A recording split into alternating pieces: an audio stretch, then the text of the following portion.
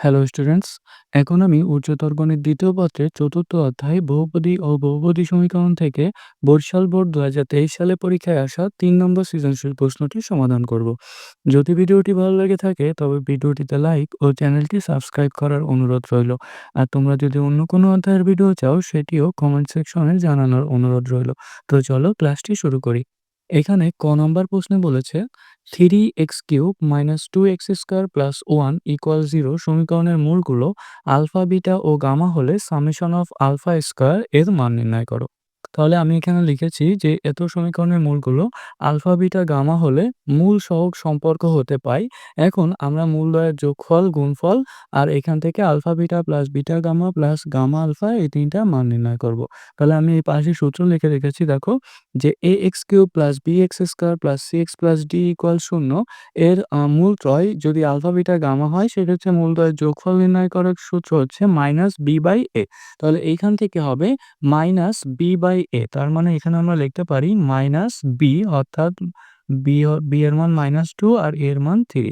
তার মানে এখানে মাইনাসে মাইনাসে প্লাস, এটা হবে 2/3। তো এখান থেকে alpha, beta plus beta gamma plus gamma alpha এটা নির্ণয়ের সূত্র হচ্ছে c/a, যেখানে c ছিল x এর সহগ। তো এখানে দেখো x জাতীয় কোনো রাশি নাই, তার মানে কি হবে, x এর সহগ 0 হবে। তার মানে এখানে লিখে দেব 0। আর আলফা, বিটা, গামা এটা ইকুয়াল -d/a, তাহলে এখানে হবে -1/3। তো এখানে লিখব -1/3। তো এখন হচ্ছে আমরা আমাদের সেই নির্ণেয় মান অর্থাৎ সামেশন অফ আলফা স্কয়ার এটার মান নির্ণয় করব। তো আমরা জানি যে সামেশন অফ আলফা স্কয়ার মানে কি? আলফা স্কয়ার মানে সামেশন অফ আলফা স্কয়ার মানে হচ্ছে alpha square plus beta square plus gamma square. তো আমরা যদি এটাকে এভাবে পড়ি যে a square plus b square plus c square, তাহলে আমরা এখান থেকে সূত্র জানি যে a square plus b square plus c square equal কি লেখা যায়? তো তুমি যদি এই রাশিটাকে বাইরে আনো তাহলে কি হবে, যে a square plus b square plus c square equal লেখা যায় a plus b plus c এর হোল স্কয়ার, আর এটা মাইনাস ছিল, বাইরে আসলে প্লাস হবে। তার মানে plus 2 into ab plus bc plus ca। তো এখানে আমরা লিখব যে a plus b plus c এর হোল স্কয়ার, অর্থাৎ alpha plus beta plus gamma এর হোল স্কয়ার প্লাস, সরি এখানে প্লাস হবে, তার মানে এটা হবে মাইনাস। তো এখানে minus 2 into ab plus bc plus ca। তো এখন হচ্ছে এখানে আমরা মান বসাবো। তো alpha plus beta plus gamma এটার মান আমরা নির্ণয় করেছি 2/3। তো এখানে লিখবো যে 2/3 এর হোল স্কয়ার মাইনাস এখানে 2 into ab plus bc plus ca না, এখানে হবে alpha beta plus beta gamma plus gamma alpha. তাহলে এইটার মান হচ্ছে আমরা নির্ণয় করেছি কত? 0। তার মানে এখানে লিখে দেব যে 2 ইন্টু 0। তাহলে এটার মান কি হচ্ছে? 2 এর স্কয়ার করলে 4 আর 3 এর স্কয়ার করলে 9। আর এটার মান তো 0 হয়ে যাচ্ছে। তাহলে 4/9, এই 4/9 হচ্ছে আমাদের নির্ণেয় মান। খ নম্বর প্রশ্ন বলেছে যদি f of x = 0 সমীকরণের মূল দুটি p ও q হয় তবে আমাদের এই রাশিটা ইকুয়াল এই রাশিটা প্রমাণ করতে হবে। তাহলে আমরা উদ্দীপকে দেখতে পাচ্ছি যে f of x ইকুয়াল দেওয়া আছে mx² plus nx plus m। তাহলে আমাদের বলা হয়েছে যে এই সমীকরণের মূল দুটি হচ্ছে p ও q। তাহলে এখানে আমি লিখেছি যে দেওয়া আছে mx² plus nx plus l equal 0 সমীকরণের মূল দুটি p ও q। তাহলে আমরা মূল ও সহগ সম্পর্ক অনুসারে মূলদ্বয়ের যোগফলের মান কি পাই? যোগফলের মান হবে -b/a, অর্থাৎ -n/m। তাহলে এখানে লিখব -n/m। একইভাবে মূলদ্বয়ের গুণফলের মান কি হবে? এটা হবে c/a, অর্থাৎ l/m। l/m। এখন দেখো যে সমীকরণটির মূলদ্বয় যদি p ও q হয় তবে p ও q দ্বারা সমীকরণটি সিদ্ধ হবে। তো প্রথমে আমরা p দিয়ে এই সমীকরণটি সিদ্ধ করাবো। তাহলে এখন যে p দিয়ে সিদ্ধ করালে এখানে হবে mp² plus np plus l equal 0। তো এখন আমরা এই যে প্রথম দুইটা রাশি এখান থেকে দেখো p কমন যায়। তো এখান থেকে p কমন নিলে এখানে থাকবে mp প্লাস n। আর এই l কে আমরা যদি ডানে নিয়ে যাই তাহলে এটা হবে -l। তো এখান থেকে অতএব mp প্লাস n ইকুয়াল কি লিখতে পারি, যে -l/p।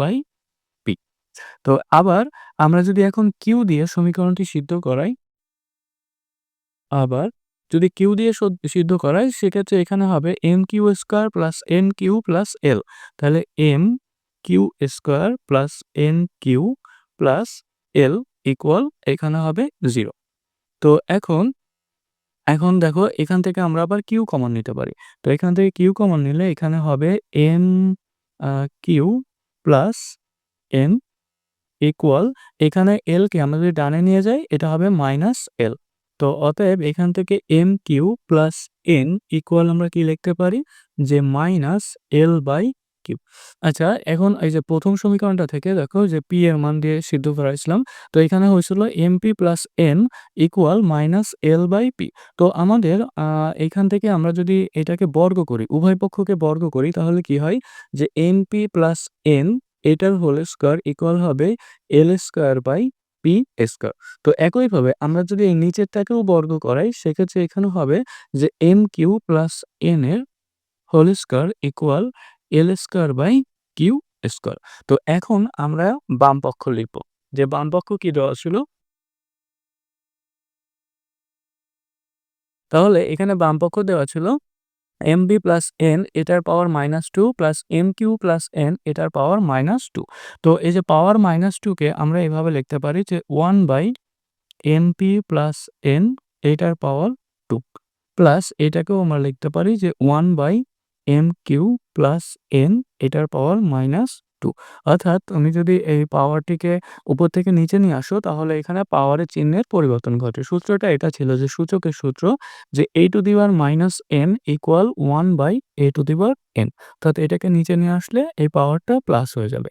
তো এখন এই যে আমরা কিন্তু এটার মান ইতিমধ্যে নির্ণয় করেছি যে mp প্লাস n এর হোল স্কয়ার, যে mp প্লাস n এর হোল স্কয়ার এর মান কি l square by p square. তো এখানে আমরা লিখতে পারি যে 1/l square by p square. একইভাবে প্লাস এই পাশে আমরা লিখতে পারি যে mq প্লাস n এটার হোল স্কয়ার, এটার হোল স্কয়ারের মান কি ছিল? এটার মান ছিল l square by Q square. তাহলে এখানে লিখব l square by Q square. তো এটা ভাগ আছে, তো এটাকে যদি আমরা গুণ দিয়ে উল্টে দিই তাহলে এখানে হবে p স্কয়ার উপরে যাবে, l স্কয়ার নিচে আসবে, প্লাস এখানেও কিউ স্কয়ার উপরে যাবে, l স্কয়ার নিচে আসবে। তো এখানে যদি আমরা লসাগু করি তাহলে লসাগু হবে l স্কয়ার, উপরে হবে p square plus Q square.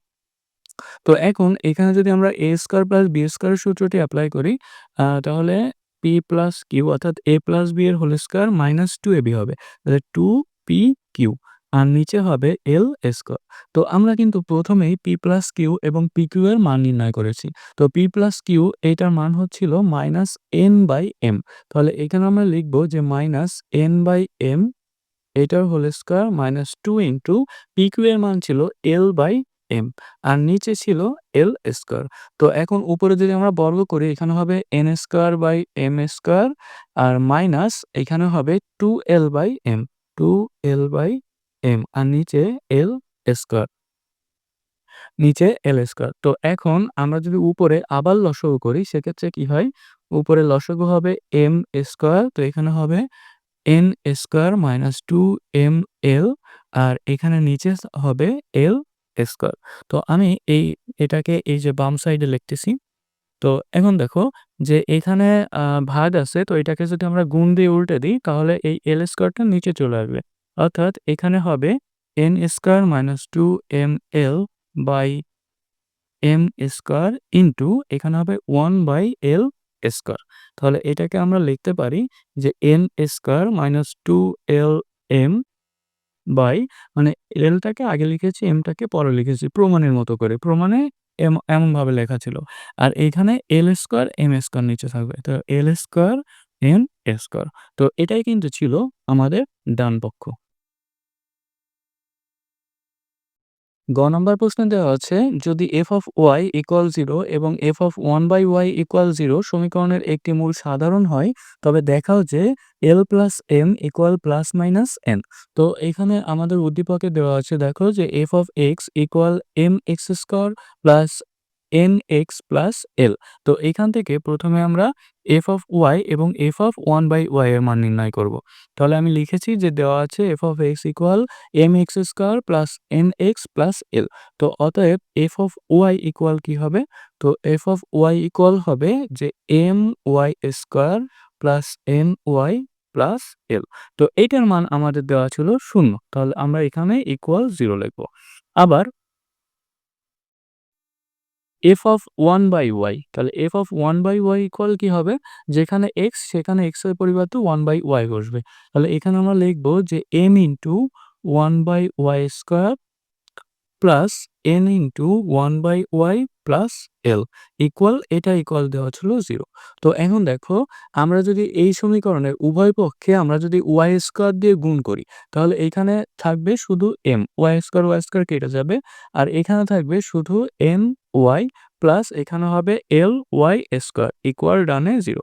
তো এখান থেকে আমরা যদি এই ঘাত অনুসারে লিখি, অর্থাৎ l y স্কয়ারকে প্রথমে লিখব প্লাস n y পরে, তারপরে একদম শেষে m লিখব ইকুয়াল 0। তো এই প্রথমটাকে আমরা ১ নম্বর সমীকরণ আর দ্বিতীয়টাকে আমরা ২ নম্বর সমীকরণ দিব। এখন আমাদেরকে বলেছে যে এই ২ টা সমীকরণের একটি মূল সাধারণ, অর্থাৎ একটা কমন মূল আছে। তো আমরা প্রথমে ধরে নিব যে, মনে করি সমীকরণদ্বয়ের একটি সাধারণ মূল আলফা। তাহলে এই সমীকরণ ২ টার যদি একটি সাধারণ মূল আলফা থাকে, তার মানে কি হবে যে আলফা দিয়ে এই ২ টা সমীকরণ কিন্তু সিদ্ধ হবে। তাহলে আমরা এখান থেকে লিখতে পারি যে অতএব প্রথম সমীকরণ থেকে পাই যে m alpha square plus n alpha plus l equal 0, এবং দ্বিতীয় সমীকরণ থেকে আমরা কি পাই যে l alpha square plus n alpha plus m equal 0। তো এখন আমরা যদি এই সমীকরণ থেকে এই সমীকরণটা আমরা বিয়োগ করি, তাহলে এখানে লিখব যে বিয়োগ করে। তাহলে বিয়োগ করলে কি হয় দেখো, যে m alpha square minus l alpha square. তো এই দুইটা থেকে আমরা আলফা স্কয়ার যদি কমন নিই, এখানে লেখা যায় m মাইনাস l। আর এখানে n আলফা থেকে n আলফা বিয়োগ করলে এই দুইটা কেটে যায়, প্লাস এখানে l মাইনাস m লিখব ইকুয়াল 0। তো এখন এইখানে যে আলফা স্কয়ার ইনটু এখানে m মাইনাস l, আর এখানে দেখো আমরা যদি মাইনাস কমন নিই আর m কে আগে লিখি, তাহলে এটা লেখা যায় m মাইনাস l ইকুয়াল 0। যে এখানে l এর আগে প্লাস ছিল, এজন্য আমরা মাইনাস কমন নিয়েছি, এজন্য এখানে মাইনাস হয়েছে। তো এখান থেকে আমরা আবার m মাইনাস l কে কমন নিতে পারি। তো এখান থেকে m মাইনাস l কে যদি আমরা কমন নিই, তাহলে এখানে পাই আলফা স্কয়ার মাইনাস 1 ইকুয়াল 0। তো এখন দেখো যে আমরা জানি কি, যে ২ টা রাশির গুণফল যদি শূন্য হয় তাদেরকে আলাদা শূন্য লেখা যায়। কিন্তু এখানে কিন্তু m মাইনাস l এর মান শূন্য হতে পারবে না। তো এখানে আমরা লিখব যে কিন্তু m minus l not is equal 0।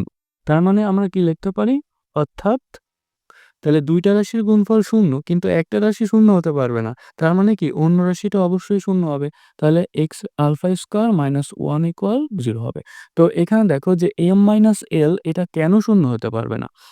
শূন্য হতে পারবে না, কেননা আমাদের যে প্রথমে যে ২ টা সমীকরণ ছিল, এই যে ১ নম্বর সমীকরণ আর ২ নম্বর সমীকরণ। তো এই ২ টা সমীকরণে তুমি যদি l আর m এর মান বসাও, যে l ইকুয়াল n বসাও, সেক্ষেত্রে কিন্তু ২ টা সমীকরণ একই হয়ে যাবে। আর ২ টা সমীকরণ যদি একই হয়ে যায়, তাহলে তাদের মূল ২ টাও কিন্তু সাধারণ হবে। আর কিন্তু আমাদের প্রশ্ন বলেছে কি, সমীকরণদ্বয়ের একটি সাধারণ মূল থাকবে।